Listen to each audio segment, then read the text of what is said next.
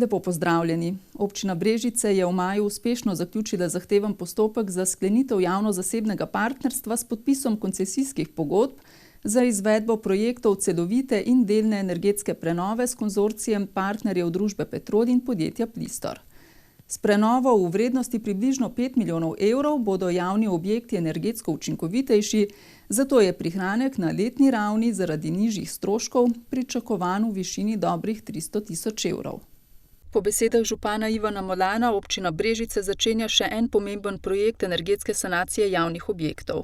Občina bo skupaj z zasebnima partnerjema po principu javno-zasebnega partnerstva v 15-letnem koncesijskem obdobju prenovila 15 javnih objektov. Gre praktično za investicijo 5 milijonov evrov, katero zasebni partner, to je Petrol z Plistorjem in pa z ostalimi partnerji, ima 50% vložka, 1,8 milijona smo dobili sredstev od kohezije in pa približno 600 tisoč namenimo svojega sredstva, kar pomeni, da seveda z 13% sredstva bomo prenovili praktično 15 stavb. Prvi sklop koncesijske pogodbe zajema celovito energetsko prenovo 10 objektov. To so osnovna šola Jožeta Toporišiča in športna dvorana Dobova, telovadnica pri osnovni šoli Globoko, osnovni šoli Pišece in Bizeljsko, glasbena šola Brežice, telovadnica pri osnovni šoli Artiče, knjižnica Brežice, stadion Brežice in brežiška športna dvorana. Gre za celovite obnove, v katerim se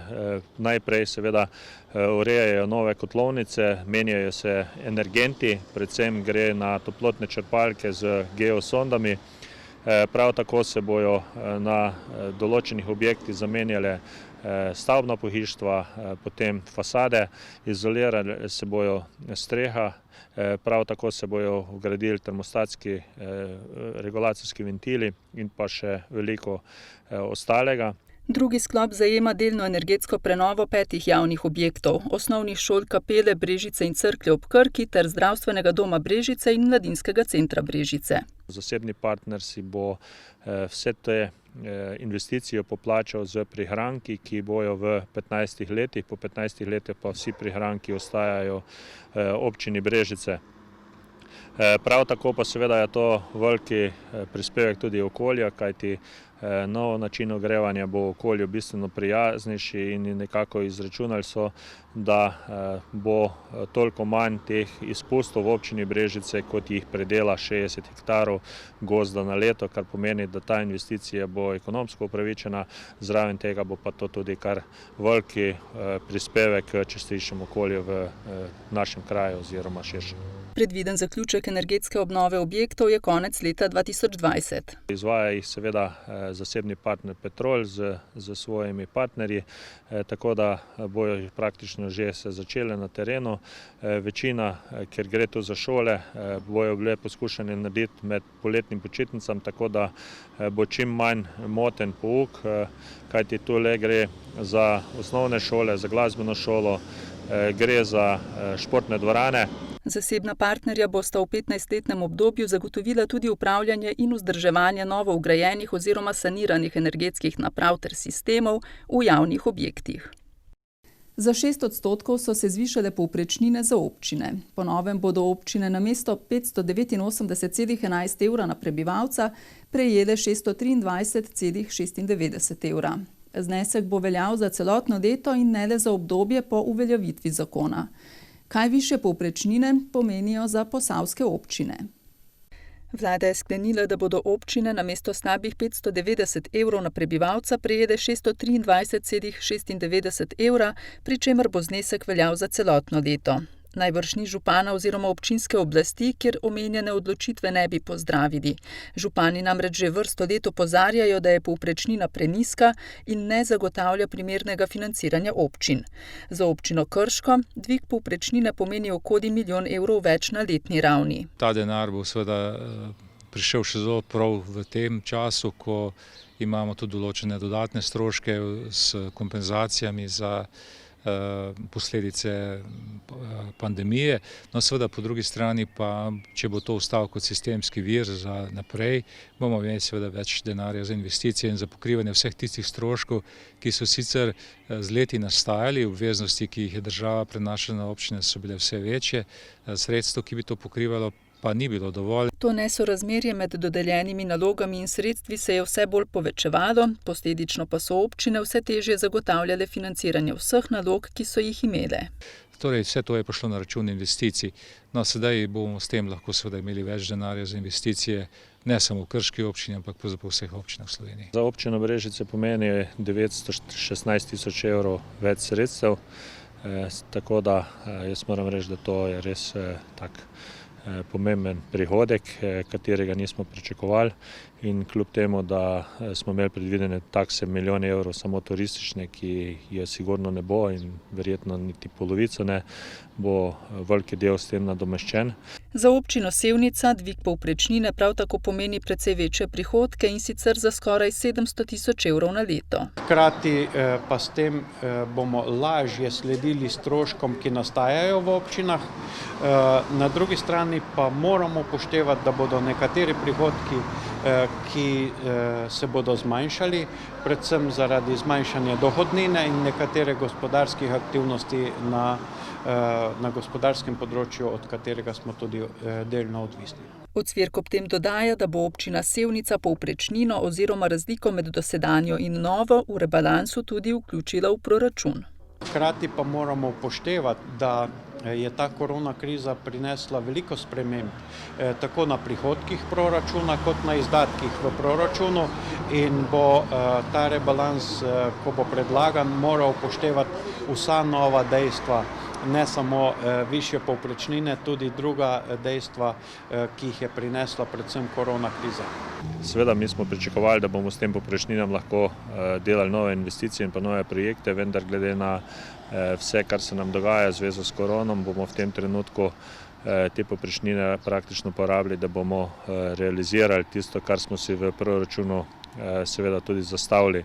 V jesen pa bomo seveda videli, kakšna bo končna finančna situacija, in kolikor nam bo mogoče na kakšnem projektu kaj ostalo, pa lahko s proračunom dodamo še kakšne dodatne projekte. Tako da v tem trenutku ne bomo zaradi povprečnin povečevali nekih dodatnih projektov, ampak bomo realizirali tisto, kar smo si zadali, kajti v nasprotnem primeru zaradi izpada turistične takse in pa drugih prihodkov ta proračun, ki je bil sprejet praktično februarja, ne bi mogel biti realiziran. Zavod za podjetništvo, turizem in mladino Brežice je uspešno kandidiral za sredstva namenjena krepitvi mladinskega sektorja, kompetenc mladih ter trajnega vključevanja mladih na trg dela s projektom Mi mladinski inkubator. S projektom bodo mladim med 15 in 29 letom omogočili krepitev kompetenc skozi aktivno državljanstvo, s tem pa pripomogli k večji zaposljivosti. Projekt, ki ga izvajajo skupaj s konzorcijskim partnerjem Mladinskim centrom Maribor, so začeli izvajati februarja letos, trajal pa bo do septembra 2021. V tem času bomo izvedli 3 sklope usposabljanja. Vključili bomo vsaj 39 mladih v 90-urno usposabljanje, od tega se jih bo 65% zaposlilo. Se pravi, eden izmed končnih ciljev projekta je tudi zaposlitev 25 mladih. Ti bodo tekom usposabljanja ali si omogočili zaposlitev, ali si jo sami poiskali s pomočjo usposabljanja, ki jih bomo izvedli. Mi bomo dali določena znanja, s katerimi bodo oni potem lažje vstopili na trg dela. Projekt Mladinski inkubator je projekt, ki smo ga prijavili skupaj z Mladinskim kulturnim centrom Maribor. Znesek celotnega projekta je nekje 176 tisoč, bomo videli, koliko bo na koncu, odvisno je tudi od realizacije. Na našega konzorcijskega partnerja odpade en sklop predavanj in zato bojo prejeli, če bojo izvedli vse tako kot treba, nekje dobrih 20 tisoč evrov, vse ostalo je razlika, ki gre k nam oziroma za našo izvedbo. Sredstva bodo prišla še kako prav, saj je, kot poudarja Gerjevičeva, celoten mladinski sektor podhranjen. Delujemo že več kot 20 let in na koncu ugotovimo, da vsako leto prejmemo za program okoli 10 tisoč evrov. Pa glede na to, da smo največji in najboljši mladinski center, kar se tiče tega dela mladinskega, se mi zdi to izredno malo, da sploh lahko nekaj delaš. Je pa po moje delo z mladimi najpomembnejše oziroma bi tudi za vse ostale moglo biti najpomembnejše. Občina Brežice se sicer šteje med uspešnejše pri črpanju evropskih sredstev, poudarja brežiški župan. Kot pravi, jo od ostalih poglavitno razlikuje dejstvo, da je med prvimi uspela tudi s pridobivanjem sofinanciranja znotraj programov neposredno na sedežu Evropske komisije. Veseli me, da smo tudi sedaj dobili nov projekt, še posebej, kajti vemo, da sredstev na občinah je vse manj, tistih neposrednih sredstev, ki jih dobimo od države ali od drugega ali pa od prihodkov, in pa seveda zaradi koronavirusa bo tudi prineslo določene težave, ampak kljub in prav tiste občine, ki bojo uspele še pridobiti dodatna sredstva, bojo potem uspešne in bojo lahko svojim občanom ponudili kaj več, kot je samo tisti osnovni standard, ki jih občine nudimo. Sicer pa občina na področju mladine letno namenja okoli 230 tisoč evrov. Okoli 180 tisoč evrov gre približno za programe in pa za zaposlene v mladinskem centru, potem 20 tisoč evrov namenjamo neposredno raznim društvom in pa organizacijam, ki se ukvarjajo z problematiko mladi. V letošnjem letu želimo celo od teh 20 tisoč, 8 tisoč evrov nameniti kot participativni del razpisa, kar pomeni, da se bojo mladi sami določili, katere projekte bojo izpeljali in seveda jih potem tudi izvedli. Imamo pa v planu tudi izvesti strategijo mladih in seveda s tem predvsem dobiti tiste usmeritve, kaj v prihodnosti, v katero smer naj bi šel razvoj mladih, kaj je tisto, kar najbolj potrebujejo, oziroma kje je potrebno to politiko do mladih še korigirati. Vlada je, kot je znano, maja preklicala epidemijo novega koronavirusa, s koncem epidemije pa so se končali tudi številni ukrepi, ki so bili sprejeti v okviru zakona o interventnih ukrepih za zajezitev epidemije in omilitev njenih posledic za državljane in gospodarstvo. In kakšno je pravzaprav stanje v gospodarstvu v Posavju, kakšna bo škoda in kdaj lahko pričakujemo okrevanje? V Posavju skoraj da ni nobene panoge, ki ne bi bila prizadeta zaradi epidemije novega koronavirusa. Izstopajo seveda panoge, ki so vezane na turizem. Tukaj imamo v mislih Terme Čatež, pa Terme Paradizo, pa vse gospodinstva oziroma gostinstva, se pravi od turističnih kmetij, raznih gostiln, restavracij in tako naprej, manjših hotelov. Pa javni prevoz je bil hendikepiran, ki je pravzaprav bil čisto ukinjen. Prizadeta so bila tudi številna druga podjetja, ki niso mogla opraviti svojih del v tujini, ker ni bil možen prehod mej. Predvsem mislim tukaj prehod v smeri zahoda, to je Avstrija, Nemčija, Italija, pa tudi ostale panoge, ki so bile prizadete, to je logistika, komplet, ki je bila v bistvu zdesetkana, bila zagotovljena samo najnujnejše. Bilo pa je tudi nekaj svetlih točk oziroma podjetij, ki so v tem času dobro poslovala. To so vse podjetja, ki delujejo v verigi za zagotavljanje prehrane. Tukaj imamo v mislih Eurosat, pa recimo Mlinarstvo Katič, pa DS Med, ki dela embalažo za prehrambene produkte. Te pa so imele spodbudno število naročil oziroma so bili celo v porastu, kar je zelo, zelo dobro, tako da moramo na celo stvar pogledati optimistično. Gorišek ob tem poudarja, da so vodstva podjetij in prav tako zaposleni spoštovali vso regulativo, ki je bila potrebna, da so nadaljevali z delovnimi procesi pod pogoji, ki so bili potrebni, da do širitve novega koronavirusa ni prišlo. In jaz mislim, da je treba na tem mestu pravzaprav čestitati in se zahvaliti vsem, ki so k temu kakorkoli prispevali in pa dodali svoje napore, da smo kot družba normalno funkcionirali. V mislih imam trgovino, pa seveda komplet zdravstvo, pa tudi vse ostale, ki so k temu kakorkoli prispevali. O škodi je še preuranjeno govoriti. Podjetja so bila pred krizo v spodobni kondiciji, imela so naročila, ki se še izvajajo oziroma se bodo še izvedla do konca. Glavne težave pa so šele pred nami. To je tako naša ocena. Pred nami je eno zahtevno obdobje, ki ne bo kratko, to vemo že zagotovo danes. in o škodi bomo lahko govorili čez kakšno leto ali mogoče še kasneje. Okrevanje ne bo kratkoročno, čeprav si tega vsi močno želimo, dodaja Gorišek. Če povlečemo usporednice z zadnjo finančno krizo, ki je bila leta 2008 pa 2009, v Posavje pa prišla z rahlim zamikom tam nekje 2010, lahko rečemo, da je bilo takratno okrevanje 5 do 6 let potrebno, da smo prišli na nivo, ki smo bili pred to finančno krizo, in sicer ima ta kriza malo drugačno obliko, tako da nekako računamo nekje 3 do 4 leta, da bi bili na isti ravni, kot smo bili pred to korona krizo. V tem času je poraslo število brezposelnih. Nekje ranga 16% je ta porast, številka se približuje 3500 brezposelnim, kar je zaskrbljujoče.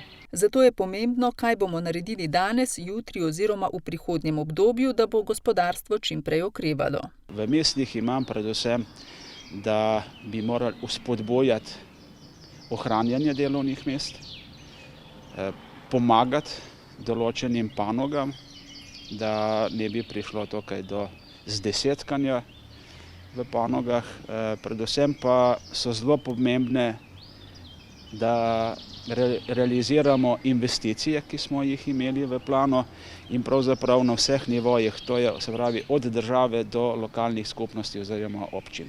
Tukaj je kar nekaj priložnosti za ohranjanje števila delovnih mest, nadaljnjo rast gospodarstva in samo okrevanje, še dodaja sogovornik.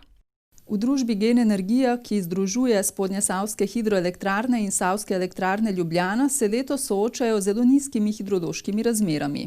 Sušne razmere namreč vplivajo na pretoke rek in posledično na manjšo proizvodnjo elektrike iz hidroelektrarn. Kakšen je njihov vpliv na delovanje verige spodnjesavskih hidroelektrarn, pa v naslednjem prispevku.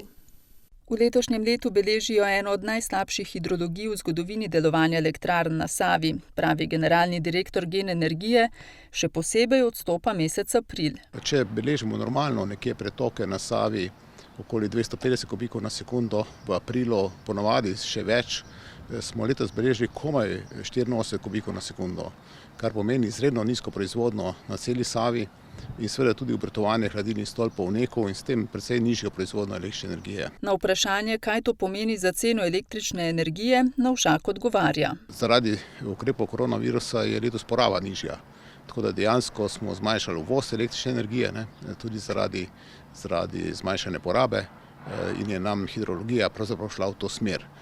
Poleg tega so bile tudi planirani remonti v termoelektrarnah, predvsem Šoštanja, zato pravzaprav smo še vedno morali uvoziti določen del energije. V sreči pa seveda je nuklearka obratovala stabilno, na polni moči, celo nekoliko presegla svojo proizvodnjo v tem času in smo na tak način zagotavljali zanesljivo oskrbo odjemalcev z električno energijo. Večina energije, ki so jo uvozili, je iz termoobjektov, bodisi na plin, bodisi na premog. Zelo veliko se uvaža iz Bolgarije, Romunije, včasih tudi iz Ukrajine, da se pravzaprav napolni to potrebo po električni energiji v srednji Evropi.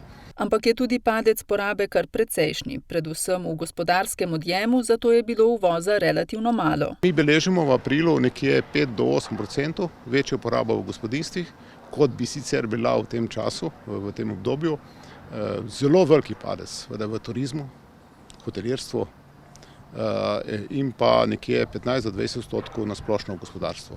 V Gen Energiji bodo kljub vsemu realizirali za letos začrtane plane. Ravno zato tudi, ker je Slovenija močno neto uvozno odvisna, potrebujemo vse naše domače vire, predvsem pa nizkoogljične, tako da bomo izkoristili vse priložnosti z stabilnim varnim obratovanjem jedrske elektrarne, pa tudi z izkoriščanjem hidroenergije, tako da to je še vedno plan in zaenkrat imamo vse razloge, da glede na poslovanje 1 do 4, spravo vključujoč tudi april, ki je izredno pozitiven tudi za nas, ker je bila pa cena energije na trgu nizka, smo tudi kupovali po nižji ceni, tako da je nam pravzaprav v poslovnih rezultatih se to bistveno ne pozna. Sicer so se za krajši čas ustavile nekatere investicije, a so zdaj zopet v teku.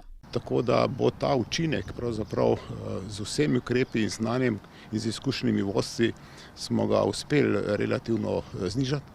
tako da še vedno pričakujemo, da bomo vse naše plane letos tudi dosegli. Spoštovani gledalci, drage gledalke, spremljali ste mesečni pregled dogajanja v občini Brežice. Hvala za pozornost in nasvidenje.